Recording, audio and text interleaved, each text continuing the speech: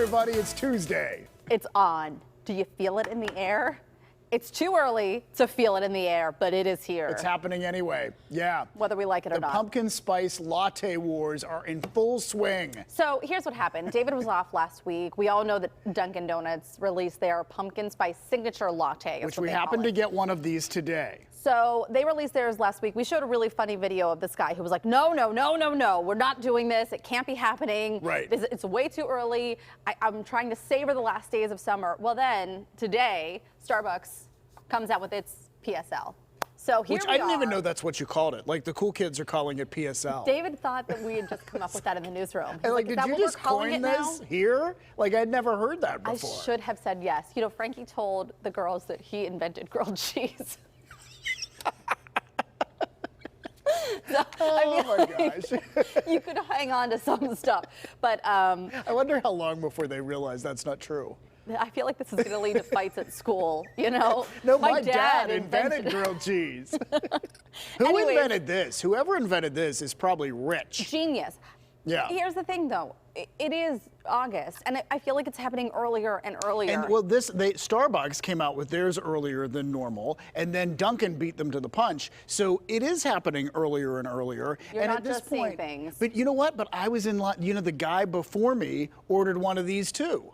Oh. So it's not, you know, apparently people are hungering for it. But then are they tired of it by the time, you know, Halloween? Yeah. Well, they go away, you know, because that's the thing. They all have seasonal drinks. So the seasonal drink for the next whatever. So the holiday drinks are going to come out in October before we even get to Halloween. You know what this reminds me of? Like, I'm not a coffee drinker, but I'll tell you what it reminds me of. Yeah. It reminds me of the Shamrock Shake at McDonald's, because you can only get it leading up to St. Patrick's Day, and then they take it away from you. But they don't release it in December leading up to, No, I don't think so. Yeah, this has gone a little, you know.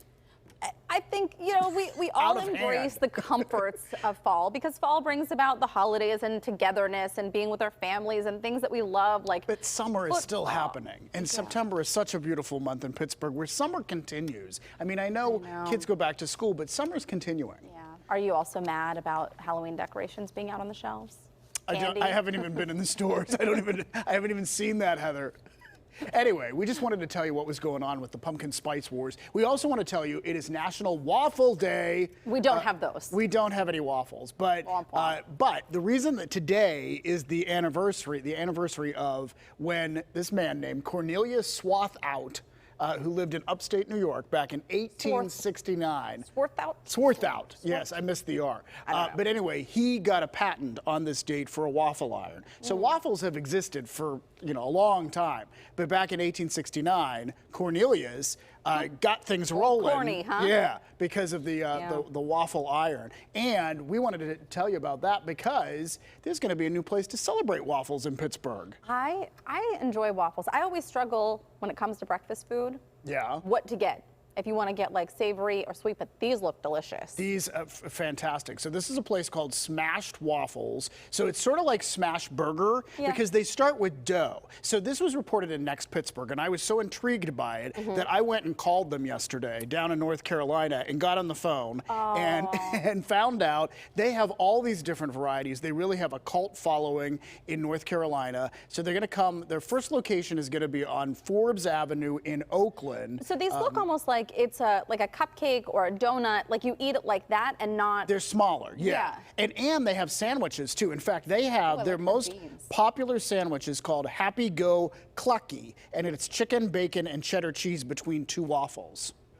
So anyway, they will open the store in January in Oakland, and then they hope to have other franchise locations in Pittsburgh. But they told me on the phone yesterday, they're going to start a delivery service they hope to have up and running by Labor Day week. So we are not far away from Smashed Waffles in Pittsburgh. I can't wait. I want to go there. Can we try it? Yeah, why not? Yeah, as soon as they're up and running, we'll order something. Oh, I want to eat the chicken sandwich. Okay, and then you found something really cool. I know people have been talking about this, quite unusual way to eat a banana. And I have to tell you, I'm very particular about my bananas. Yeah. I don't like to eat, like once they turn brown? Yeah. And I will tell you, kind of grossed out. I hope that I'm not alone in this, but I always have those like 2 bananas that are left over, and I am convinced I'm going to make banana bread, and I almost never do. That happens to everybody. Doesn't it? But when you do make banana bread, isn't it delicious? Oh, I love banana bread is one of the best things. Yeah. Almost, you know, I'm maybe better than a waffle. I'm not sure. Who knows? But anyhow, we wanted to share with you how the quarterback from the University of Kentucky eats a banana, because he put this on TikTok, and this is Will Levis. Have a shirt on? Because he's a quarterback and he's built. He doesn't need to wear a shirt, right? He eats it with the whole peel He doesn't on. want to get any messy on his shirt. He doesn't want to get any messy. But anyway, yeah, he's eating the entire peel, and he posted, what was the quote he posted? The caption. I don't fear the brown spots on bananas, they fear me. So anyway, this guy, he actually played for Penn State for 3 seasons, but he's not from here. He's from Connecticut.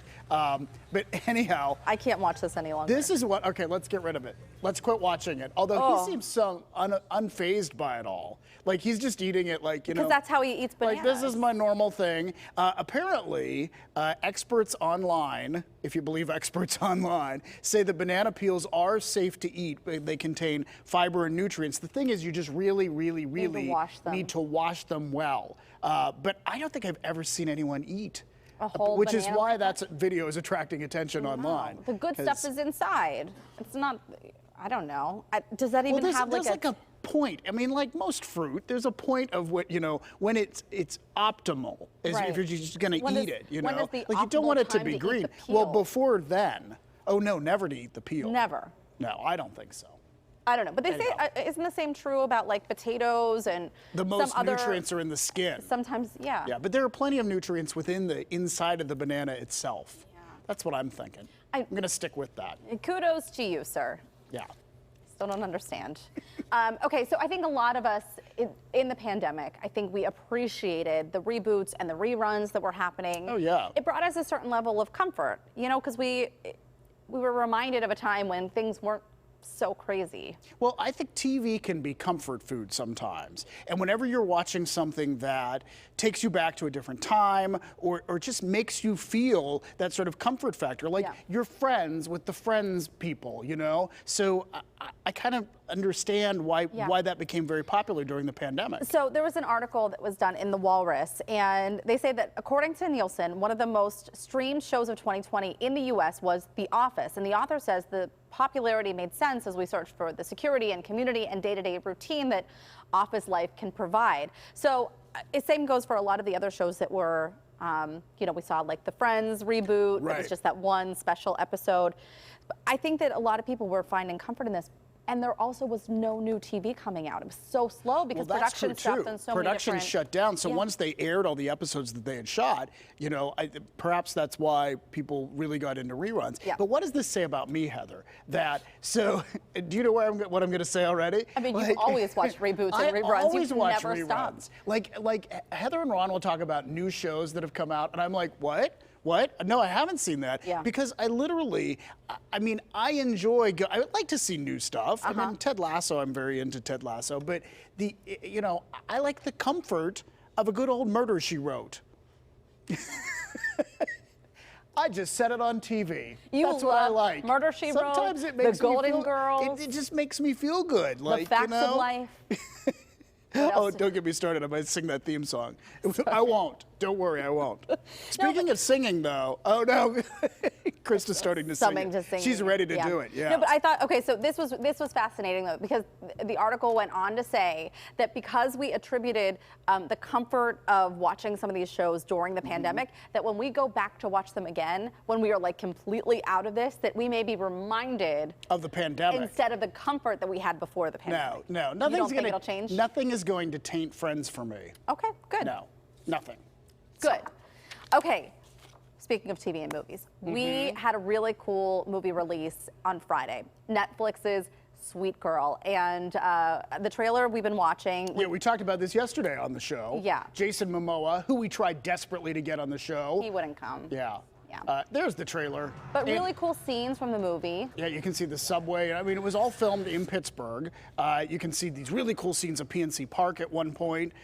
So it's just exciting always to see Pittsburgh and Pittsburghers. Right. So last week I was talking with Kathy and Dan, our good friends, and they were really pumped to watch the movie because Dan got to take part in the film. And he was in one of the most dramatic scenes of the film. So Dan Noschese is joining us now from the comforts of his living room. Hi, Dan. Hi, guys. How are you? Good. And you're a loyal PTL viewer, too. Oh, no, turn it the other way. Yeah. Yeah. Yeah, we love to see that, Dan. All right, Dan. Thank you, Dan. So there is a poster and a picture that was released by Netflix that shows the taillights of your car. That's how close you were to Jason Momoa. Yes, it was pretty exciting. Sean Collier would definitely be jealous because I had like a drive-in movie happening, created right in front of my vehicle.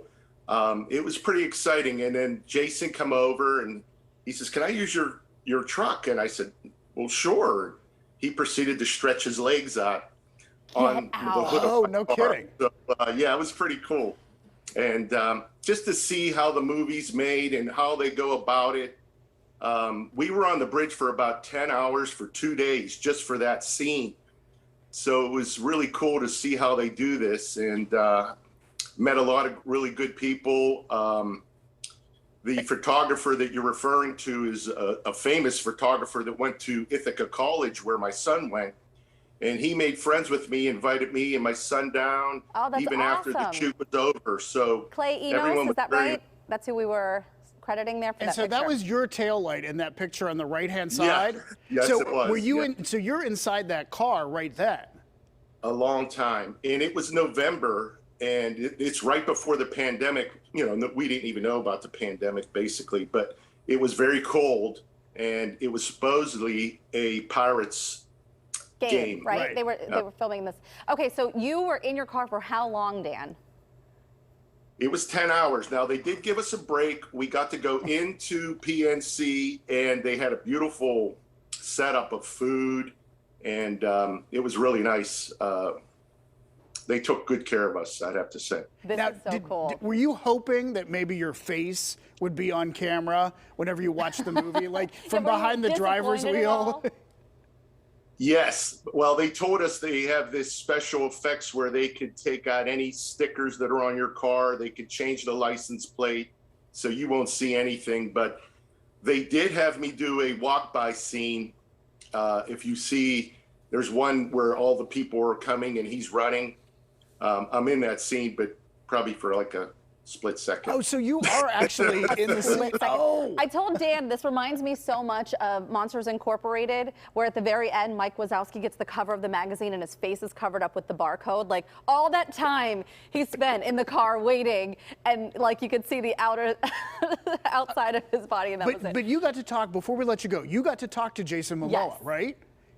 Yes, and I got to actually, he was sneezing a lot. And I had a box of Kleenex, and I said, "Would you like some Kleenex?" And, "Well, that's very nice of you," he said. So, yeah. And one last thing, his body double, I got to meet. He's from Australia. His first name is Kim. Looks just like him. It was amazing how he had to do the scenes 10 times, and Jason only had to do it once. Oh, what a neat behind-the-scenes story. Wow. A lot of fun. Cool.